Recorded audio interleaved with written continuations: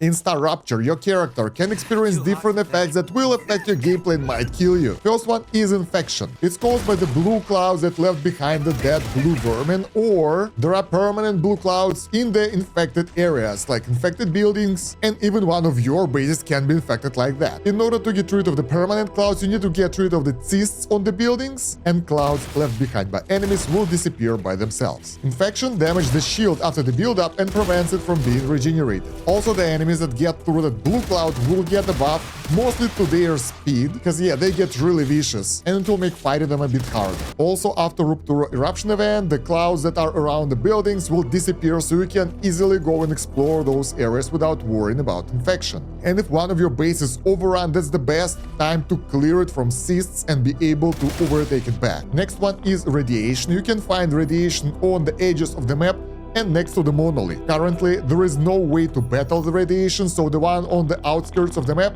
is basically limiting your movement. Although closer to the end game, you will be able to get access to more of the outside areas, but I don't want to spoil the gameplay for you, so yeah, it's in the very end game right now. Most likely, some of those areas will be available later on as early access will progress and more areas will be unlocked by the developers. Now, exhaustion. This thing is kind of weird. It's not so dangerous, but it can be quite tricky. It's caused when you move through the tall yellow grass, and it will slow down your movement and also drain your stamina/energy. If your energy will get depleted, it will start draining your shield and then your health. So it can be quite dangerous, but luckily those patches of grass aren't huge, and if there is a huge field of that grass, you will be able to find some openings where you can stay safe and recover. You can also dash through that ground to move out of it faster, or do the jumps above it in order to avoid it. Be really careful engaging the enemies on that grass, because you will lose maneuverability and your energy. So you can be easily tackled by melee enemies, and you can't really see most of the enemies in that grass. So that makes engaging fights in that grass is way more dangerous. On Rupture eruption though, the grass disappears completely, so you can move through those areas easier, and it will regrow back when planet is healed, so you will have about 10 minutes where you can wander around without worrying about that. Next one is hit. You will get hit when you are attacked by the AoE enemy units called flingers. Those guys do AoE green attack, and if you are inside of that area, you will start getting hit build up, and if it's build up, you will start losing shield or health.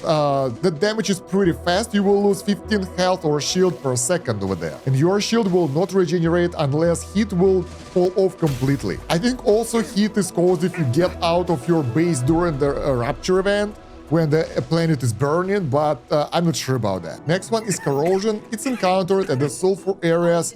You can find them on the map that looks like yellow spots. You will have to build stuff over there later, but usually it's not that dangerous. It damages the shield and health when it's built up as everything else, and it also prevents you from building buildings in the corroded area, but it's also the same for all other hazardous areas, so I don't know why it's specifically stated like that in the game. And corrosion clouds disappear on Rupture eruption event, as always, and until planet regenerates, you can actually venture through that area and build whatever you want. Other than that, there are two more effects in the game that are totally based on your character. First one is dehydration or hunger. If you won't have enough food or water, not enough calories or hydration, you will start taking damage. I've checked it out.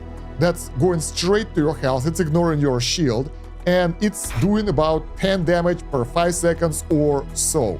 So you will have some time to get some food or water, but usually it's not that dangerous. And then there is toxicity, which is caused by eating most of the food on Rupture, and if it reached 100, the character will throw up, and it causes it to lose calories and hydration, and other than that, it's all good.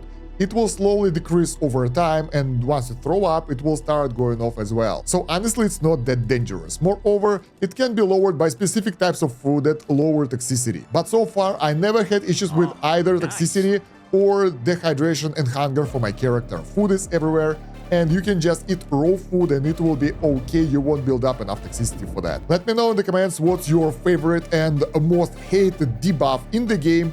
And if I missed something, if you have any tips or any more info, share it down below as well, so more people can learn about that. Other than that, like the video, subscribe to the channel, and check out the playlist for the rest of the guides and videos on StarRupture. Thank you very much for watching. It's been Kosh. Have a good one. Bye.